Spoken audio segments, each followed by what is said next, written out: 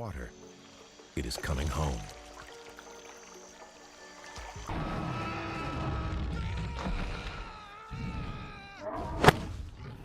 T-Rex adalah salah satu predator darat terbesar yang pernah hidup di bumi.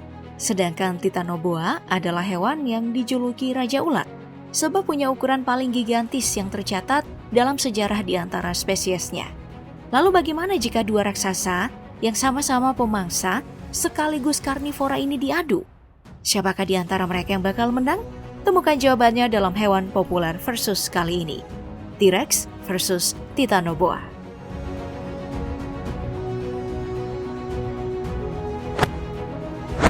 Jika kita bandingkan dari segi ukuran maupun berat badan, T-Rex dapat tumbuh dengan panjang tubuh hingga lebih dari 12,4 meter.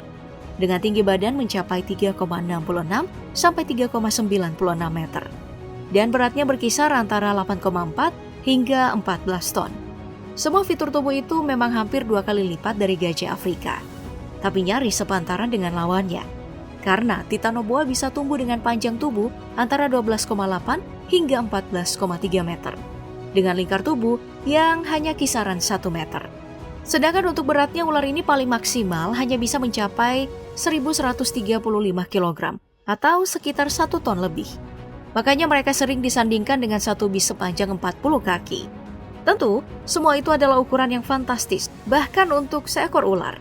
Namun jelas tidak sebanding dengan seluruh fitur tubuh T-Rex, entah itu dalam urusan tinggi maupun berat badan. Jadi kita bisa dengan mudah menebak siapa pemenang untuk ronde ini.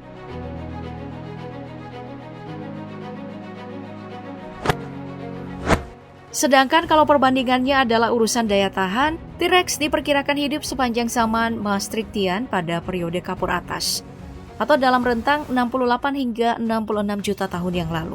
Yang berarti mereka bertahan hidup di bumi setidaknya selama 2 juta tahun, di daerah subtropis dengan iklim yang hangat dan lembab.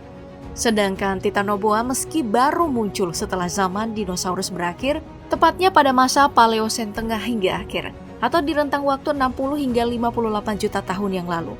Kurang lebih sama dengan masa hidup T-Rex yang bertahan di bumi 2 juta tahun. Namun itu tidak sepenuhnya dijadikan perbandingan. Sebab beberapa teori awal tentang ular ini menyebut suhu tahunan rata-rata dalam kisaran 32 hingga 33 derajat Celcius untuk wilayah Khatulistiwa Paleosen di Amerika Selatan. Ada hal yang memicu gigantisme atau ukuran raksasa pada spesies Titanoboa. Ini sendiri teori yang masih dipertanyakan sih oleh beberapa peneliti dari generasi setelahnya. Salah satunya adalah J.M. Kell Snyderman yang berpendapat kalau hutan hujan Paleosen mungkin tidak lebih panas dari yang ada sekarang. Makanya tidak masuk akal kalau suhunya bisa sampai 32 atau 33 derajat Celcius. Dan bahwa ukuran para Titanoboa alih-alih membesar karena iklim dan cuaca, itu lebih mungkin disebabkan oleh kurangnya kompetisi antar predator yang signifikan. Sedangkan peneliti lain seperti Mark W. Denny, Brian L. Lockwood, dan George N. Somero, meski sama-sama menentang teori soal suhu panas tadi, argumentasi yang mereka ajukan justru berbeda. Bukannya panas atau normal, 3 peneliti ini malah punya dugaan kalau iklim atau cuaca di zaman Paleosen, terutama di daerah Amerika Selatan yang jadi tempat Titanoboa hidup, justru adalah tempat yang dingin. Dengan kisaran suhu tahunan rata-rata yang bisa mencapai 4 hingga 6 derajat Celcius. Hal ini disimpulkan berdasarkan kebiasaan Titanoboa, beristirahat dalam keadaan melingkar. Dan jelas tidak wajar jika dilakukan dalam cuaca panas. Ya, sebenarnya apapun teorinya, setidaknya mereka semua mengarah pada satu kesimpulan yang sama. Soal tempat tinggal Titanoboa yang cukup ekstrim. Setidaknya jika dibandingkan kondisi zaman T-Rex, di mana iklim cuacanya tidak jauh berbeda dengan masa kini. Makanya meski sama-sama hidup dalam durasi 2 juta tahun, Titanoboa bisa dianggap unggul karena mereka tinggal di lingkungan yang lebih sulit dari lawannya.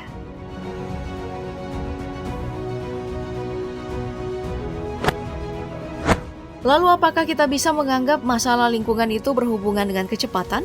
Ya mungkin saja, karena T-Rex yang kemampuan larinya masih diperdebatkan. Mulai 32 km per jam, lalu 16 hingga 24 km per jam, hingga perkiraan paling cepat mencapai 72 km per jam. Semuanya masih tetap kalah dengan Titanoboa, yang dapat melesat di darat dengan kecepatan lebih dari 80 km per jam, serta 20 km per jam jika di dalam air. Namun, ada kemungkinan lain. Kalau masalah kecepatan ada hubungannya dengan faktor anatomi, serta fitur tubuh seperti tinggi, panjang, dan berat badan.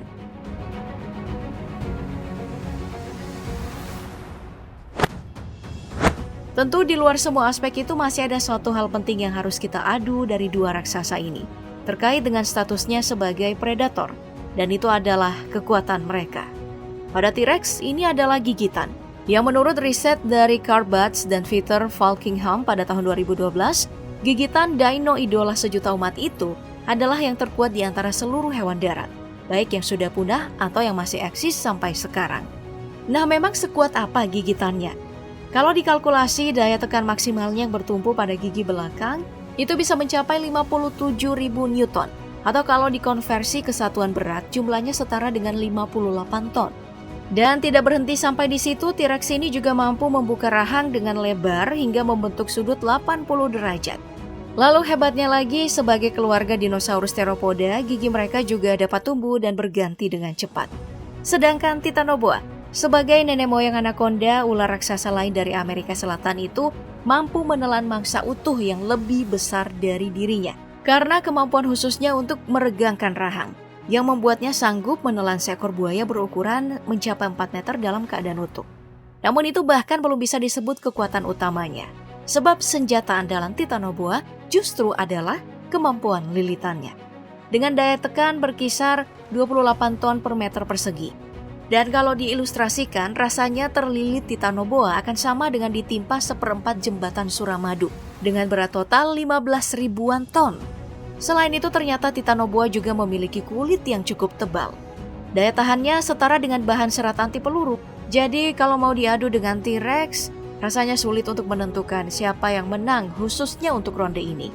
Karena dari segi kekuatan, keduanya sama-sama punya keunggulan di satu aspek.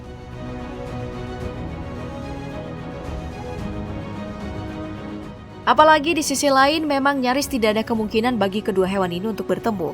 Karena di zaman hidup mereka sudah terpisah cukup jauh. Jadi dikira-kira saja, kalau mereka ini benar-benar ketemu, menurut kamu siapa sih yang bakal lebih unggul? Tuliskan di kolom komentar ya.